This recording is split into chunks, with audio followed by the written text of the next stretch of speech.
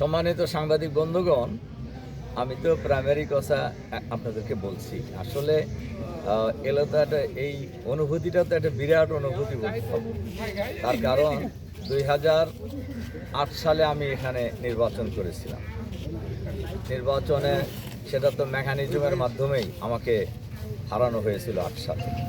এরপর থেকে কার্যত কোনো নির্বাচন আর বাংলাদেশে হয় না। 2018 সালে আমরা জোটবদ্ধভাবে নির্বাচনে অংশগ্রহণ করেছিলাম। এই আসন থেকে আমি পেয়েছিলাম এবং আমি নমিনেশন পেপার উঠানোরও সুযোগ আমি পাই নাই, মানে আমাকে আসতে দেওয়া হয়নি। উল্লাপাড়া জমা দেওয়ারও সুযোগ আমি পাইনি।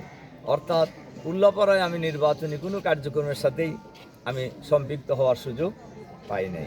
বলা যায় 8 সালের মেকানিজমের নির্বাচনের পর যারা ক্ষমতায় আসছিলেন এরা ছিল একটা ফেসিবাদী সরকার।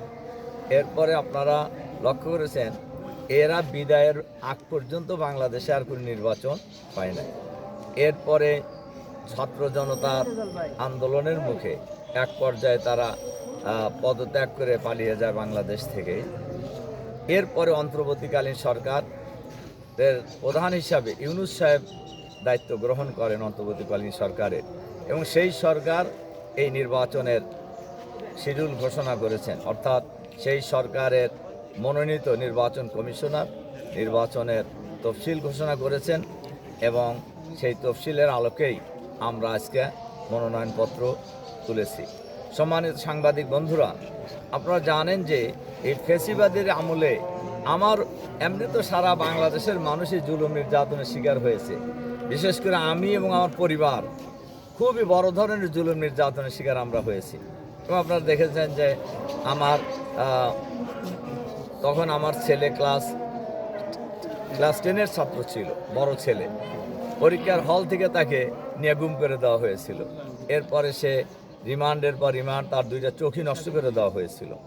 এরপরে সে আপনার প্রায় 1 বছর জেলে ছিল। এরপর আমি তো কতবার গিয়েছি আপনারা দেখছেন, এবং সর্বশেষ বাড়ি আমি প্রায় 3 বছর জেলে ছিলাম। এবং এই সময় তো আমাকে ডান্ডা বেরি পরায়া কোর্টে নেওয়া হয়তো, হ্যান্ডকাপ পরে তো।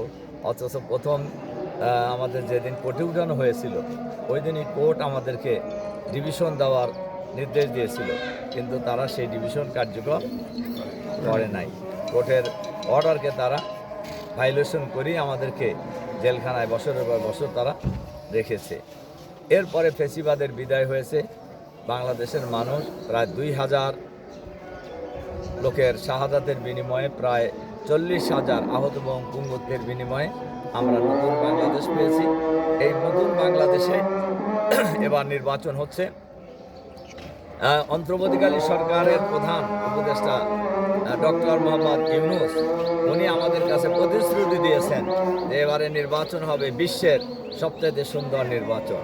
আমরা আশা করি এবারে নির্বাচন খুবই ফ্রি ফেয়ার হবে এবং এটার দায়িত্ব সরকারের, যাতে কোনো সন্ত্রাসী কর্মকাণ্ড কেউ করতে না পারে, যাতে করে এই বাংলাদেশে নির্বাচনের কেন্দ্র করে কোনো ভোটারদেরকে যেন কেউ হুমকি ধুমকি দিতে না পারে, ভোটারদেরকে ভোট কেন্দ্রে যাওয়ার ক্ষেত্রে যেন কোনো কেউ প্রতিবন্ধকতা তৈরি করতে না পারে। এ ব্যাপারে সরকার গুরুত্বপূর্ণ ভূমিকা রাখবেন এবং যথার্থ ভূমিকা রাখবেন বলে আমরা আশা করি। এই কথা বলেই আমরা আমাদের কথা শেষ করছি। জাতির প্রত্যাশা ফ্রি ফেয়ার ক্রেডিবল ইলেকশন, এটার জন্য সরকার যাবতীয় ব্যবস্থা গ্রহণ করবে ইনশাআল্লাহ।